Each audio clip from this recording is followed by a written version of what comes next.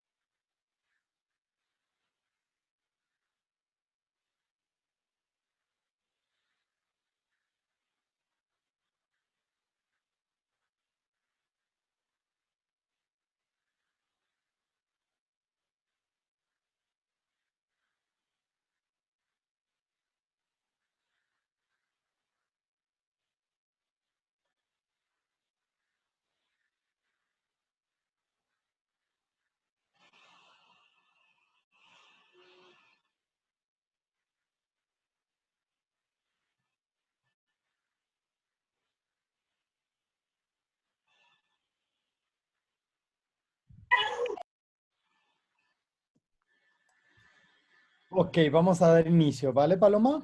Ok. Ya. Muy bien. Muy buenas tardes a todos aquí en el espacio virtual del Tecnológico de Monterrey. Y bueno, aquí tenemos de invitada a nuestra gran diseñadora, Paloma Morán, que nos va a hablar sobre puentes en la producción artesanal dentro de este ciclo de pláticas de exalumnas de diseño industrial, jóvenes que están impactando a diferentes industrias emergentes. Debo decir y agradecer también a nuestro director de programa, Miguel Arjona. Muchísimas gracias por estar aquí y apoyar en esta transmisión. Va a estar Miguel verificando todos los comentarios y todas las preguntas que le podrán hacer a Paloma para que al final podamos tener una ronda de estas preguntas. También la sesión se grabará para conjuntar los links y luego compartirlos, ya sea en el portal de Exatex o también en los portales de la carrera o del programa de diseño industrial. Bienvenidos a todos y bienvenida Paloma. Adelante. Muchas gracias, Ramiro. Para mí, pues es un honor comenzar con este ciclo de conferencias de mujeres Exatec diseñadoras. Y pues antes que nada agradecer también al TEC de Monterrey y a la Escuela de Arte, Arquitectura y Diseño por el espacio. Y claro que no puede faltar un agradecimiento muy especial también a Laura y a Gaby Noriega por la confianza de, pues, de compartir un poco de lo que hacemos en el estudio y un poco de lo que hago yo como directora de diseño y producción en Tributo. Bueno, como les mencionaba, no sé si pueden ver, a ver, listo. Como les mencionaba, actualmente trabajo como directora de diseño y producción en Tributo. Para quienes no están familiarizados con la marca o tal vez no la conozcan, pues es un estudio donde hacemos colaboraciones entre diseñadores y maestros artesanos y artesanas para generar piezas de diseño contemporáneo.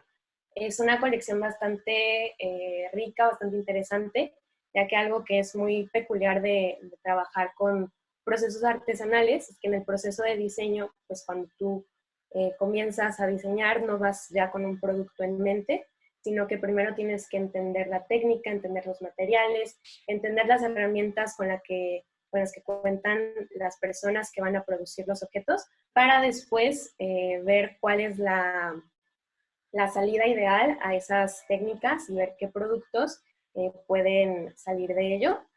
Entonces, pues en la colección hay desde mobiliario, iluminación, accesorios de moda, de cocina, muchísimas cosas. Nos pueden encontrar en Instagram como @tributomx. Y bueno, después de esta pequeña introducción, quiero compartirles estas dos fotografías. En la de la izquierda es una colección que yo diseñé en el 2015 en la clase de diseño de producto. Es una materia en la que utilizábamos principalmente las técnicas de cerámica, pero también teníamos la posibilidad de experimentar con otro tipo de materiales para crear una colección de productos.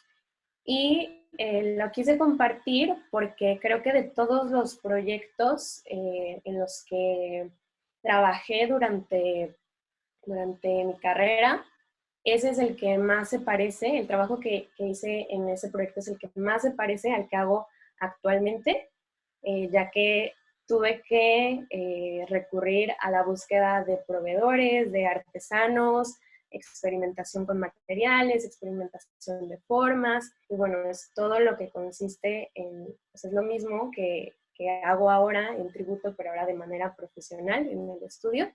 Y a la derecha pueden ver que este mismo producto se agregó a la colección de Tributo el año pasado, a finales. Tuvo algunas modificaciones, la tapita ahora es de madera, se hizo una versión más chiquita, pero bueno, no fue toda la colección, fue nada más la pieza que ven ustedes en medio en la imagen de la izquierda, la que es completamente de cobre. Y esto fue principalmente porque en Tributo el cobre martillado es una técnica que ya está bastante explorada y el artesano con el que trabajamos es buenísimo, es un máster total, entonces, pues sí, la verdad es que incorporar este tipo de productos resultó bastante orgánico para la marca. Y bueno, la charla se llama Puentes en los procesos artesanales. Y aquí hay una metáfora muy bonita en cuanto a los puentes, es que hay dos lugares en los que suceden las cosas, que es el estudio y el taller, pero entre ellos, pues claro que suceden muchas cosas, tiene que haber una colaboración muy fuerte y una comunicación también bastante interesante, que es a la que yo llamo como un puente. Entonces les quiero platicar las cosas que yo creo que son muy, muy importantes para formar este puente y que sea sólido y que pues todo pueda fluir de manera correcta entre las cosas, entre todo lo conceptual y todo lo técnico que sucede en el estudio, cómo lo conectas a la hora de producir en estos talleres que son no 100% artesanal, es más bien semi-industrializada, porque si bien el foco es siempre en los procesos artesanales y en los productos y en los conceptos es lo que resalta, pues nosotros como diseñadores tenemos que idear la forma de optimizar estos procesos, de cómo poder producir de manera más eficaz, de manera más rápida tal vez, y bueno, La primera cosa que yo quiero compartirles como importante para acercarnos a las personas que manejan estas técnicas es la apertura. Algo que a mí me toca, bueno, a mí me toca estar muchísimo en contacto con los talleres, con los artesanos. Soy la persona que está siempre en contacto con lo que se está produciendo y supervisando que todo se esté haciendo en orden, revisando calidad de los productos, etc. Entonces, a la hora de llegar a un taller, algo que creo que es sumamente importante es la apertura, tanto de nuestra parte como de la persona a la que tenemos enfrente. Creo que algo que yo siempre tengo presente es que la persona que está enfrente de ti sabe algo que tú no sabes. Y tú también, como diseñador, puedes saber algo que le puede servir a esa persona para desarrollar su técnica. Entonces, la apertura y llegar siempre con muchísima humildad, pero también con muchísima seguridad de lo que tú sabes.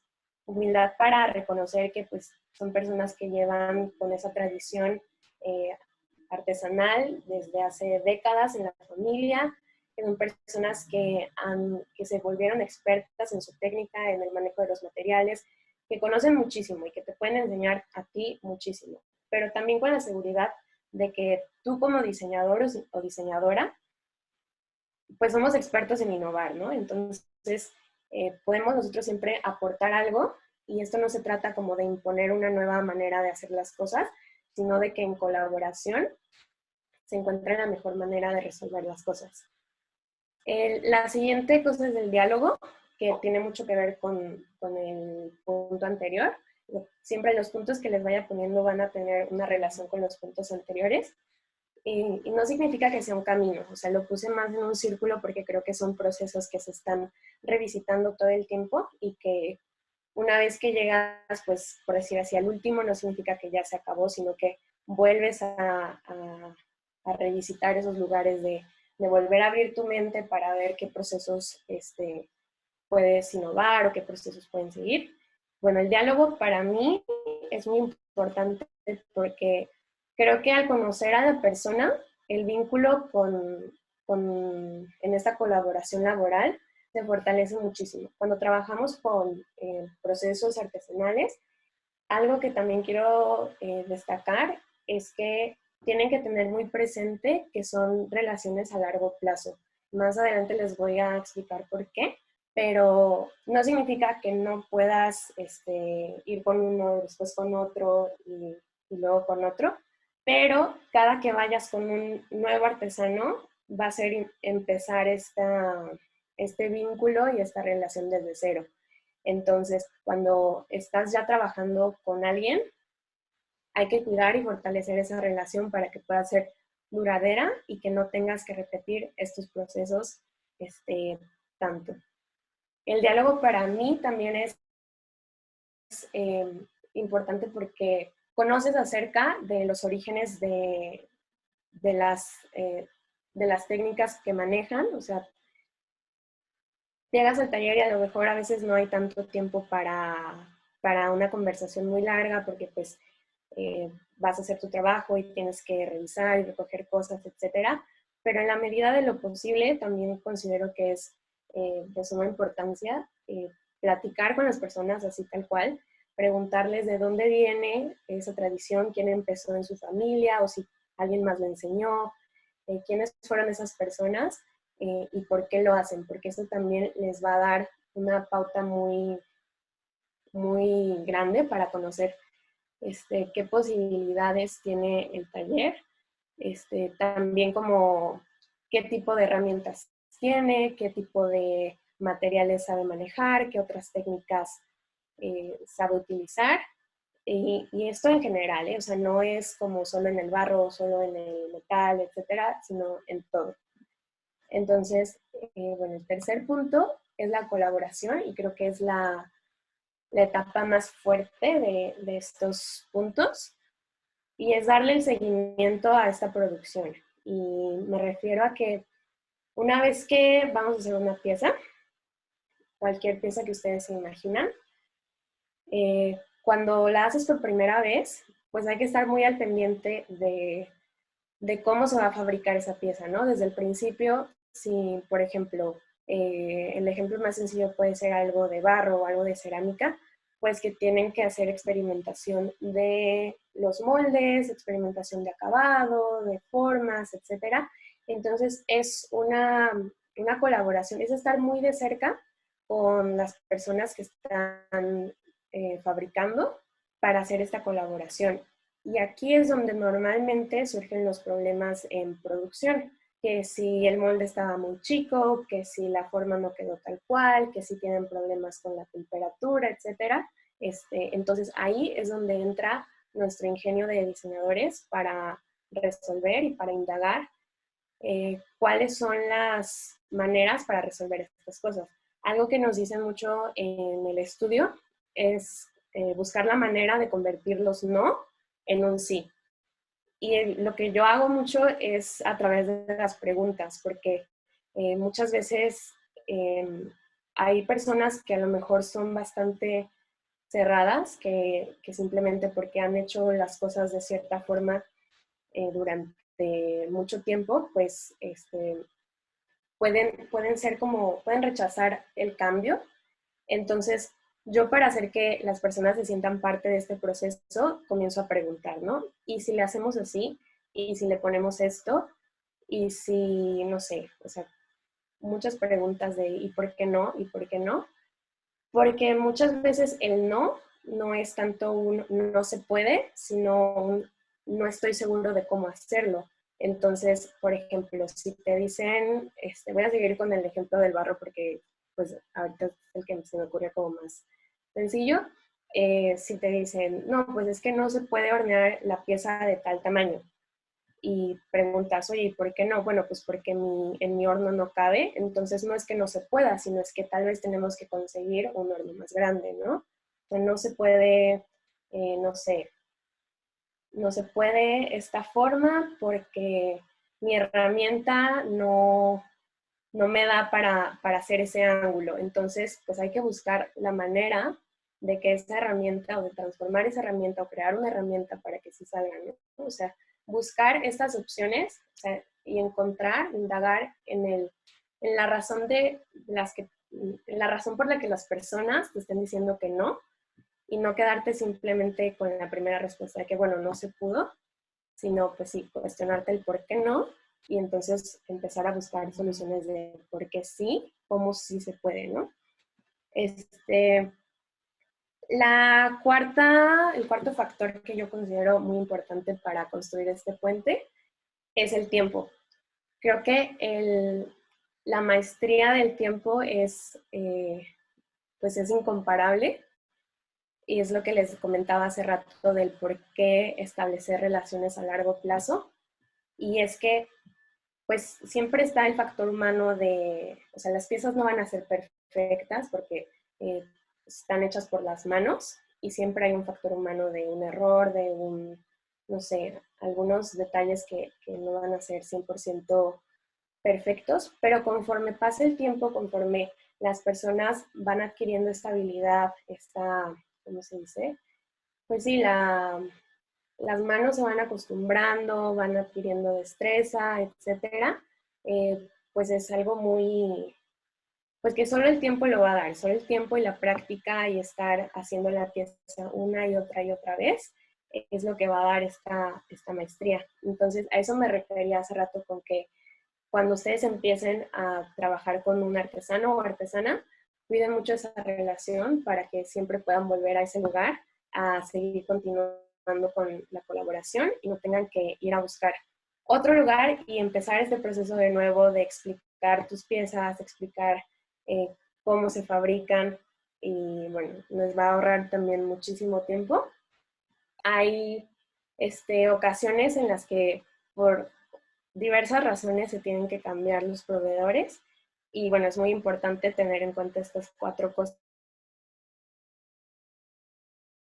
Bueno, les quiero compartir algunos ejemplos de piezas que tenemos en el estudio. Esta es la lámpara Gota, diseñada por Laura Noriega. En la foto está en latón y vidrio soplado, pero también puede estar en cobre. Este producto lo quise poner porque es una de las piezas más complejas en cuestión de producción. Parece muy sencilla y parece que tiene muy pocos componentes, pero en realidad son al menos 4 proveedores los que tenemos que visitar para producir esta pieza. Incluso las cosas que son de metal, que son, ven aquí el conito y ven como este cilindrito de aquí, a pesar de que ambas son de latón, son técnicas diferentes. Uno es torneado y otro es rechazado. Entonces, un mismo proveedor no puede hacernos esta pieza, ya que son técnicas diferentes. Tenemos un artesano que maneja las técnicas de rechazado y otro artesano que maneja las técnicas del torneado. Entonces, todo esto también tiene que ver con muchísima logística. O sea, hay que tener muy en cuenta los tiempos de producción para cada componente y considerarlos a la hora de empezar nuestra producción, porque el tiempo para hacer, por ejemplo, el vidrio soplado aquí es muy distinto al tiempo que le toma al artesano para tornear. También los lotes, el número de piezas que necesitas hacer para el vidrio soplado es distinto a las piezas que tienes que hacer, que mandar a hacer con un proveedor para un rechazado, para un conito rechazado. Entonces, pues sí, es juntar todos tus componentes, ponerles una fecha, ¿no? Calcular el tiempo que te toma mandar a hacer eso y el tiempo que te toma armar las piezas también, para calcular en cuánto tiempo puede estar realmente este producto. Y bueno, otro ejemplo que quiero poner para contarles un poquito son estas macetas, las macetas cántaro, que también son diseño de Laura Noriega. Estas macetas las tenemos en acabado natural, como el barro natural que todo el mundo conoce, y este barro negro bruñido que se hace con una técnica de quema con hojas de eucalipto. Es una técnica originaria de Oaxaca, pero afortunadamente hay una persona aquí en Tonalá que es experta también haciendo esta técnica. Sin embargo, aquí viene la historia. Persona, pues es una persona que ya está grande, no sé exactamente su edad, pero esta quema es bastante pesado. No es como meterlas al horno normalmente ya, sino que la persona que está involucrada en la quema directamente con las hojas tiene que estar entre el humo, cargando las piezas con mucho cuidado. Entonces es un trabajo bastante pesado. Eso, y además de que sigue habiendo pues mucha demanda de estas piezas, la verdad que siempre, entonces claramente es un producto que no podemos sacar de la colección. Nos vimos en la necesidad de buscar alternativas para seguir produciendo estas piezas, y eso tiene que ver también con la relación que les contaba, los vínculos que debemos formar con nuestros proveedores o artesanos, como les quieran llamar.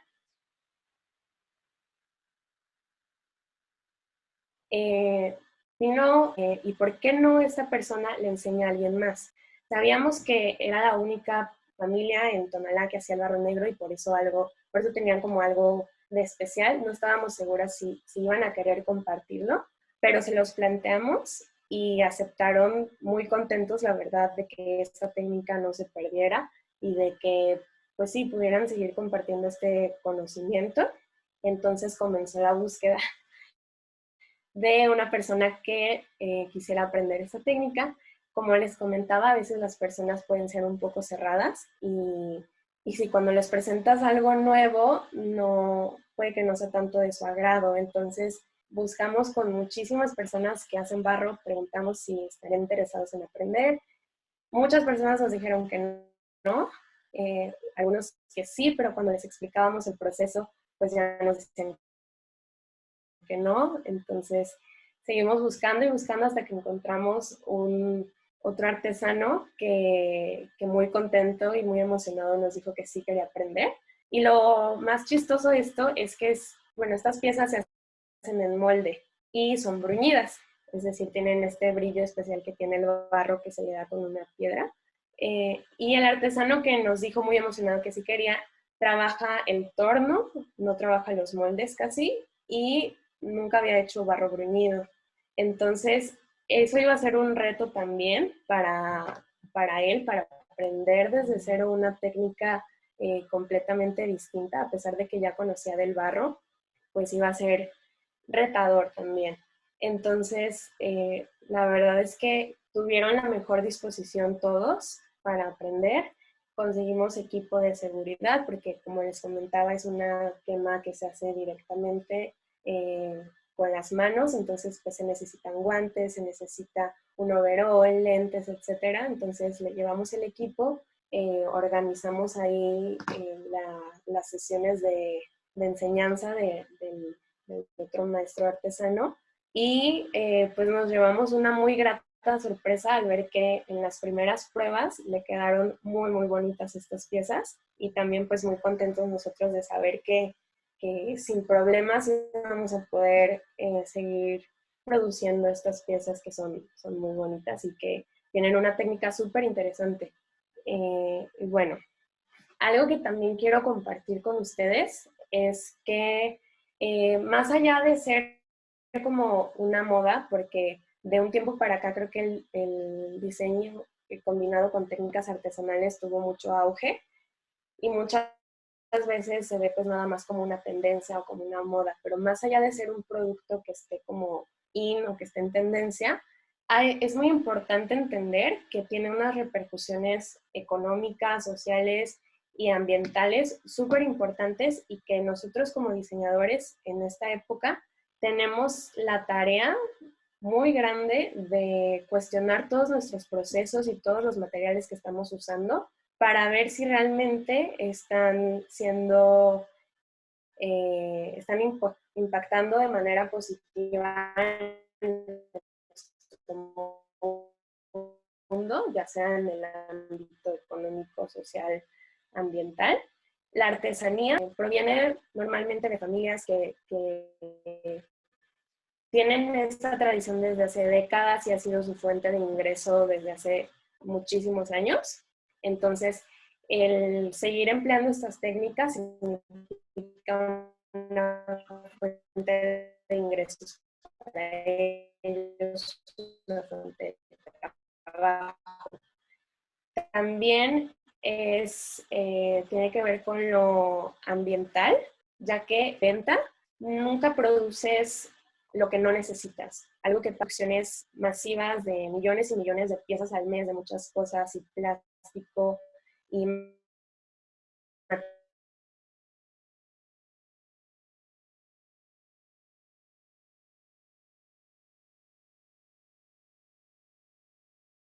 necesitas. Nosotros sí tenemos stock de muchas piezas porque es necesario tenerlas para venta directa, pero hay otras piezas que son como más grandes o no sé, que llevan un proceso más complejo que regularmente va a la par lo que se vende con lo que se produce. O sea, siempre es como un mano a mano lo que se está produciendo y lo que se está consumiendo para no llegar a un exceso de consumo o un exceso de producción que termina siendo pues súper, súper dañino para el planeta. Y bueno, la parte más obvia de la artesanía creo que es también el convivas, estas tradiciones, pero ahora dándole también un giro pues no sé si estético, pero pues no sé, un giro distinto con el diseño, incorporarlas a productos actuales, a diseño contemporáneo. Creo que esas tres cosas son súper importantes hoy en día y que es necesario que esté en nuestra agenda como diseñadores y diseñadoras. Aunado a eso, les quería compartir también un poco de este proyecto que fue el proyecto que realicé yo en mi último semestre acerca de nuevos materiales y después me di cuenta de que pues es muy parecido a estas técnicas artesanales de las que les platico. Mi familia es la familia de mi mamá, es de un pueblo que se llama Tequesquitlán, que está en la costa, bueno, cerca de la costa de Jalisco, y la mayoría de las personas ahí son productoras de tamarindo.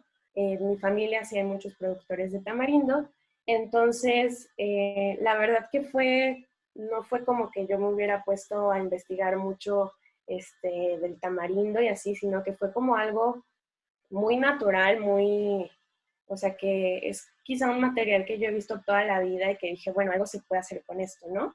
Y durante ese semestre pues me dediqué a experimentar un poquito de el cómo podemos utilizar procesos que ya existen para industrias esenciales, que ahorita pues está tenemos muy presentes cuáles son las industrias esenciales, como la de los alimentos, y cómo podemos incorporar esos residuos o esos materiales que no se están utilizando para crear nuevas formas de diseñar.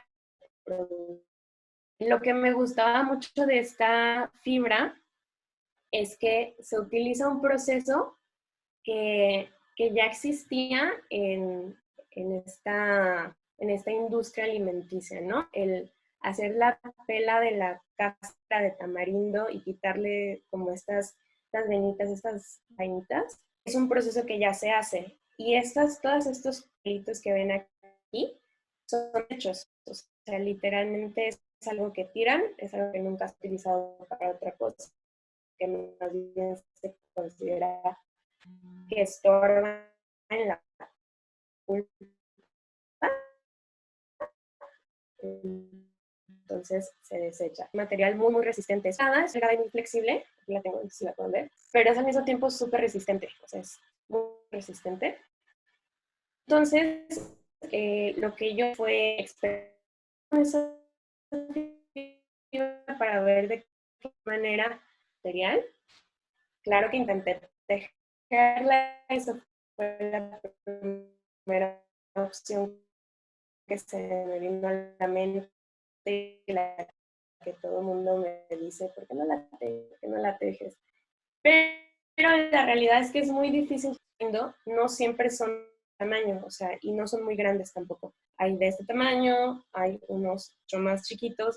Entonces, lo que decidí fue más bien, será de marzo a mayo. Entonces, el año pasado que yo estaba haciendo este proyecto, pues fue ideal para obtener el material y para volver a obtener de este material, porque en ese momento no obtuve demasiado, o sea, no quise llenarme de este producto nada más para experimentar, sino que fue como muy poco.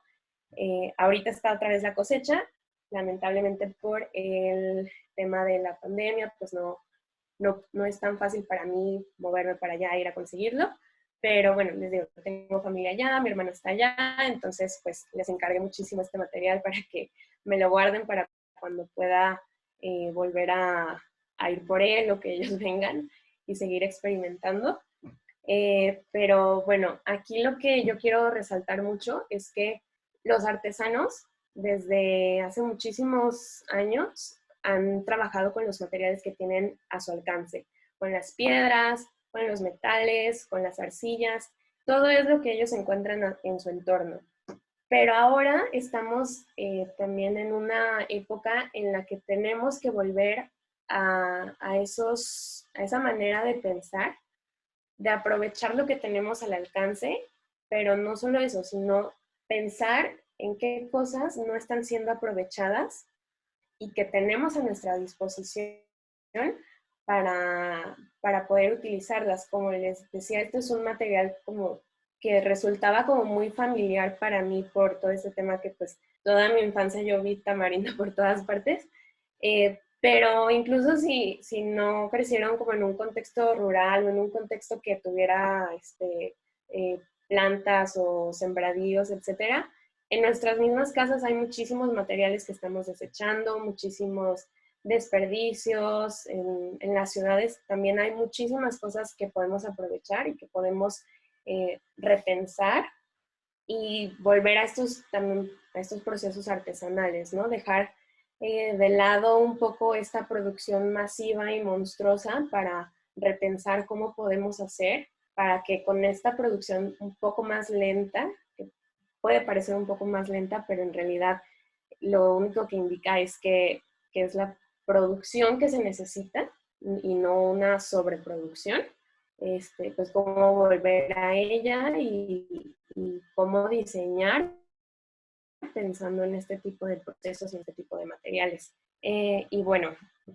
ya para terminar, mi invitación para ustedes es a justo eso, a repensar los materiales, repensar los procesos y repensar el diseño en esta época de tanta incertidumbre, ver cómo a través del diseño podemos aportar para no crear un impacto negativo, porque mucho de lo que hemos hecho ha sido desperdicios y basura y materiales tóxicos. Entonces, creo que estamos, bueno, no a tiempo, de hecho ya vamos tarde, pero estamos en el momento ideal para incorporar este tipo de procesos y también revisitar la artesanía como una alternativa de producción. De hecho, algo que olvidé comentarles es que afortunadamente muchas de las personas que trabajan con artesanía trabajan desde su casa. Entonces, ahorita con todo este tema de no salir de casa, y que muchas fábricas cerraron, etcétera, nosotros tuvimos la fortuna de que nuestros proveedores, la mayoría de ellos, pudo seguir trabajando porque ya su trabajo era directamente desde casa, no tenían que desplazarse a ningún lado, no tenían que recurrir a otro tipo de instalaciones, sino que desde su casa ya estaban haciendo esto. Y bueno, ahorita es lo que el mundo necesita y lo que como diseñadores creo que tenemos que tener muy presentes. Y bueno, pues de mi parte eso sería todo. No sé si tengan alguna duda, algo que quieran comentar. Muchísimas gracias, Paloma. Bueno, en este caso voy a continuar yo, ahora sí, leyendo las preguntas que vayan surgiendo. Se me hizo bastante interesante el hecho de que nos estás diciendo, bueno, desde el comienzo de tu plática, en primer lugar, cómo trasladaste esta experiencia que tú tuviste de generar estos puentes, estos vínculos y los llevaste posteriormente hacia tu práctica en tributo. Y el cómo es tan importante el realmente generar esta sinergia con los diferentes, digamos, personajes que se encuentran allá afuera, ¿no? Y cómo puedes tú agilizar los procesos, cómo realmente es muy importante que nosotros, desde nuestros estudios hasta la actualidad, entendamos cómo podemos empezar a lidiar y a generar estas conexiones. Entonces, ahorita, chicos, bueno, pueden ustedes compartir preguntas en la sección de chat, la cual yo puedo ir leyendo. Y si tienen alguna duda puntual, si ustedes quieren que les abra el micrófono, pueden levantar la mano, bueno, con la opción que les aparezca y con mucho gusto les abro el micrófono. Entonces, por el momento, ¿hay alguna duda que surja que le quisieran preguntar a Paloma? Creo que ha sido una gran experiencia la que nos ha dado. ¿Les es posible escribir en el chat?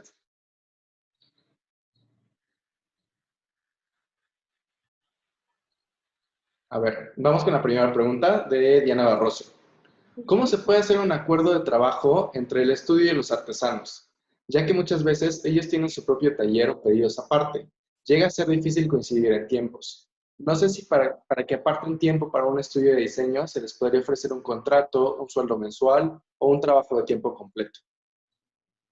Ok, sí, normalmente pues como son trabajadores independientes, o sea, ellos tienen su taller y no solamente te trabajan a ti, sino que trabajan para muchas otras personas o incluso ellos mismos, pues sí, sí se puede establecer un contrato, pero creo que también va mucho de la mano de lo que les decía de la comunicación, de desde el principio dejar muy en claro como cuáles son qué es lo que tú esperas producir más o menos al mes, preguntar si tienen la capacidad de hacerlo y algo que nosotros hacemos también es no apresurar los procesos a menos que sea realmente necesario, sino nosotros preguntar al artesano, oye, ¿cuánto tiempo te tomaría a ti hacer tanta cantidad de piezas? Y con base en eso, nosotros hacer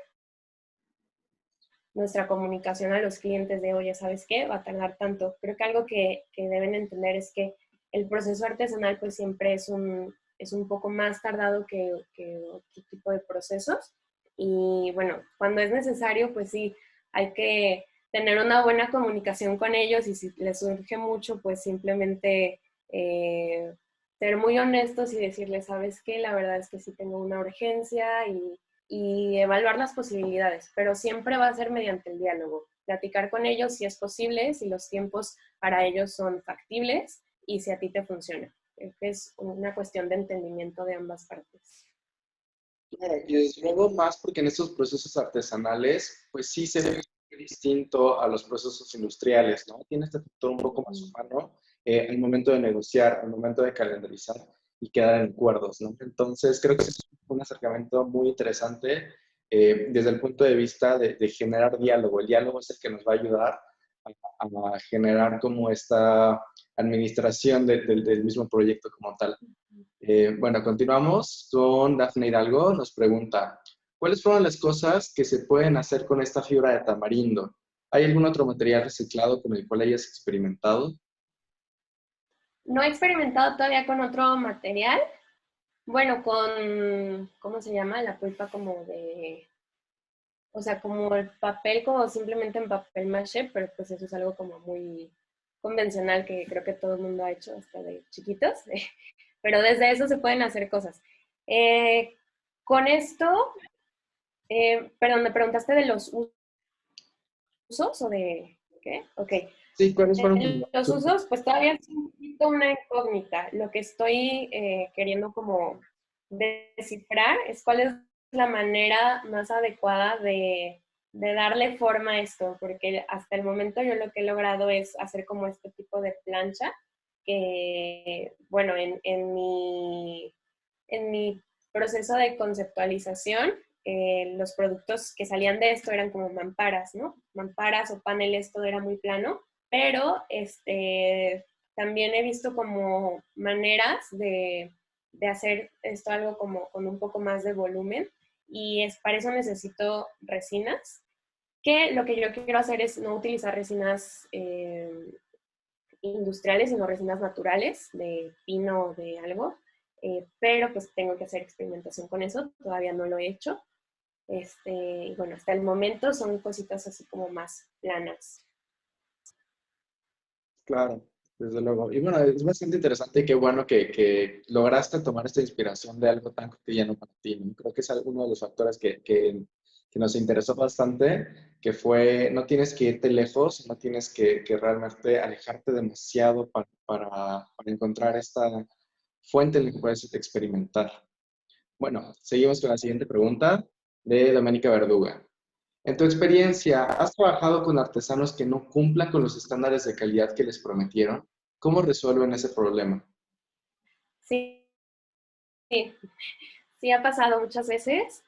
El problema se resuelve pues explicando, o sea, si te entregan una pieza y no es lo que esperabas, bueno, casi siempre va a pasar que la primera versión que te hagan probablemente no es lo que tú esperabas. Y ahí entra de nuevo el diálogo y aclarar qué puntos son los que para ti no representan la calidad esperada, ya sea el acabado, la forma, pues no sé, hay muchísimas cosas, ¿no? Y ponerlas muy en claro y preguntar de nuevo qué se puede hacer para resolverlo o preguntar por qué sucedió eso, ¿no? O sea, entender qué fue lo que hizo que la pieza no saliera como tú la esperabas y entonces proponer soluciones a esas cosas, por ejemplo, pues me quedó chueco porque el molde pues no ensambla bien, bueno, entonces tienes que resolver el molde, pero si fue algo más como de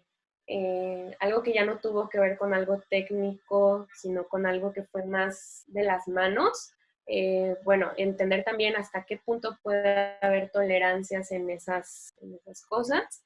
Y si de plano no se puede lograr, pues ver la manera de cómo puedes adecuar la pieza para que sí se logre con la calidad esperada. Generar como este balance, ¿no? Entre lo que se puede hacer, ¿no? Y también lo que se está esperando que sea válido, ¿no? Dentro del diseño. Y cuáles son las Sí, variantes que sí pueden tener un poquito más, un poquito menos. Al fin y al cabo está hecho con la mano, ¿no? Entonces, sí, exacto. Vale, vamos con la siguiente pregunta. Está un poquito más relacionada, o bueno, yo la veo un poco más enfocada en situaciones que pasan mucho con los estudiantes. Ujú. Le dice, hola Paloma, a partir de tu práctica, ¿cómo se tiene que llegar con un artesano y comentarle tu proyecto o idea? Ha habido muchos proyectos donde intentan cambiar los modos de producción artesanales, mostrándoles una nueva forma de producir y que al final terminan desechando y volviendo a los procesos que ellos saben hacer. Pienso que hay que entablar relaciones donde ambos aprendan y que, claro, las tradiciones no se pierdan. Sí, claro. Pues aquí lo que hay que pensar mucho es que no tenemos por qué reinventar la rueda. O sea, si hay cosas que se han hecho igual durante mucho tiempo y funcionan, pues es por algo, ¿no? Hacer mucho caso de la experiencia que tienen los artesanos de decir, bueno, esta es la forma en la que funciona, pero si tú ves que esa forma no se adecua a lo que tú estás proponiendo, entonces sí creo que puedes intervenir en ver cómo puedes ir transformando lo que ya domina el artesano poco a poco, añadiéndole, pues no sé, plantillas o herramientas nuevas, lo que sea, eh, para entonces sí crear algo. No, no sería como crearlo de cero, sino como evolucionar esta misma técnica que ya existe y irla perfeccionando o modificando para que sea lo que tú buscas, pero siempre hacer caso de lo que ya existe. O sea, no me refiero a que te conformes con lo que te digan y ya, o sea, creo que lo dije hace rato, como, pues, como innovadores tenemos esa cualidad de que podemos ver áreas de oportunidad en muchas partes, pero sí, hacer mucho caso del por qué ya se hacen las cosas así. Claro, desde luego. Y a mí lo que se me hizo súper interesante en el ejemplo que nos diste, especialmente el de este barro que es bruñido y que estuvieron buscando algún otro proveedor, es que también están ustedes, digamos, como trasladando este conocimiento de una técnica que ya existe y están buscando cómo puede permanecer. Viene la industria de la artesanía.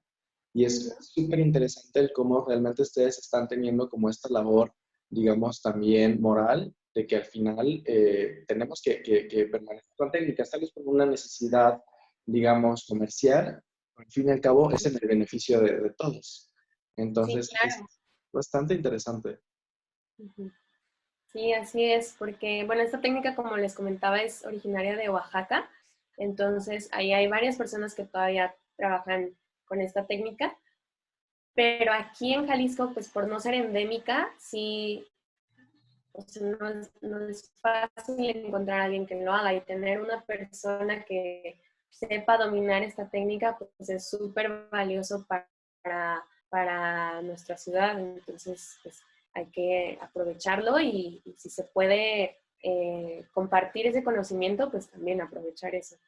Paloma, Dime. a mí, gracias. A mí me gustaría destacar también el gran impulso que hace Tributo y sobre todo las personas que lideran este proyecto, este gran proyecto, a los artesanos, porque también les dan esta oportunidad de profesionalizar sus saberes. Entonces, me encanta la idea en cómo ustedes hacen ese puente, súper honesto, con una, con una, con un trato a la persona y un trato a su respeto de la maestría de la técnica y tratar de no imponer o tratar de no, pues sobre todo, digamos, dominar el diseñador sobre la técnica del artesano, sino es una colaboración y es un entendimiento de saberes, de metodologías, de entendimiento que el artesano es un maestro y ese respeto que le da tributo y las personas que están ahí adentro felicito a las líderes que están ahí, a Laura Noriega, porque ha hecho y ha formado también en todos los diseñadores esta esencia del respeto y esta esencia de entender que el diseñador justo puede ser el que impulsa a otra persona para profesionalizar sus saberes. Y bueno, pues encantado de ver el trabajo y cómo ustedes lo representan como mujeres. Por eso este ciclo se llama Woman That Impact. O sea, realmente, wow. Muchas gracias, Rami. Sí, la verdad es que En el estudio, pues desde que entré ya hace un año ya, he aprendido muchísimo, tanto de Laura como de Gaby, que ya tienen pues mucha más experiencia en este camino y que ya han trabajado con muchísimas cosas. Cuando llegué, pues obviamente ya había muchos vínculos con artesanos que existían, ¿no? Que ellas formaron desde cero y que incluso hay muchas personas que por la distancia pues no he tenido el honor de conocerlas en persona, se ha hablado por teléfono, correo, etcétera, pero que son relaciones que ellas formaron en persona hace muchísimo tiempo y que pues sí, ellas son las que han logrado que en equipo hayan prevalecido. Perfecto. Y pues bueno, nada más para cerrar en tal caso, esta última pregunta que te tenemos ya está relacionada con ello. ¿Cuáles son aquellos aprendizajes muy grandes que has tenido trabajando en tributo? Perdón, Ah, creo que se cortó un poquito al inicio de la pregunta. ¿Me la podrías repetir? a ver si ya se escucha. En tu tiempo trabajando en tributo, ¿cuáles han sido estos aprendizajes y habilidades profesionales que has adquirido? Ok. Uy, muchísimas. Yo creo que, siendo muy honesta, pues tributo para mí ha sido una segunda escuela, o sea, eh, ha sido pues adentrarme ahora sí de lleno al mundo profesional y creo que mucho ha sido la gestión de proyectos, porque pues como les comentaba me encargo de toda la parte de producción, entonces tengo que estar muy al pendiente de todos los productos que hacemos. O sea, creo que en la escuela se daba o se da mucho el decir, cuando alguien te deja como mucha tarea, el decir de que, ay, pues piensa que es la única tarea que tengo y pues la sorpresa de la vida real es que nunca vas a tener un solo proyecto, siempre vas a tener muchísimos y tienes que pues aprender a gestionar tu tiempo de manera óptima. Creo que ese ha sido el aprendizaje más grande. Perfecto. Muchísimas gracias, Paloma. Con eso cerramos este bloque de preguntas. Dimos casi exactamente una hora. Entonces, les cedo la palabra a Ramiro. Y también, por último, también tendrás una red social, contacto que quisieras compartirnos. Ah, red social, en Instagram estoy, ay, la verdad es que ni sé bien mi usuario, creo que es MP Paloma. Ahorita les digo. Pero sí, pues en Instagram, si quieren contactarme, si tienen alguna duda, algo que les pueda ayudar, con muchísimo gusto. Sí, es M de Morán, P, Paloma. MP Paloma. Perfecto. Muchísimas gracias. Con esto cierro yo y los dejo con Ramiro. Gracias, Paloma, por compartir esta, esta gran experiencia, ser una Exatec de diseño industrial que estamos siguiendo y que obviamente eres representante de muchas voces y de muchas mujeres que están haciendo la diferencia. Muchísimas gracias por estar aquí. También a Gaby y a Laura, que obviamente están detrás de cámaras. Muchísimas gracias también por impulsar a muchos diseñadores. Yo lo sé que ustedes están no solamente ahí con los artesanos en la cancha, sino también están formando a los futuros diseñadores que van a heredar todas estas experiencias. Y gracias a todos los alumnos, exalumnos, gremios de diseño, padres de familia y alumnos que van a iniciar a decidir su carrera. Muchísimas gracias a todos. Los esperamos el siguiente lunes con 2 pláticas de otras 2 grandiosas exalumnas. Muchísimas gracias a todos.